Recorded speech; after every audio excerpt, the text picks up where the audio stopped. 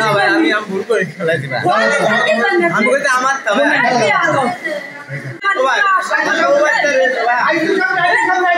Jessore general হাসপাতালে রোগীর mobile phone ছিনতাইয়ের সময় এক যুবককে হাতে নাতে আটক করেছে পুলিশ ও সাধারণ মানুষ।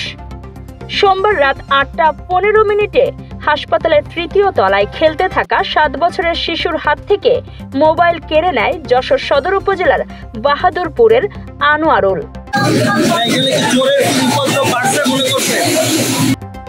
মোবাইল নিয়ে দৌড় দিলে রোগীর স্বজন ও দায়িত্বপ্রাপ্ত পুলিশ তাকে তাৎক্ষণিক ধাওয়া করে আটক করে।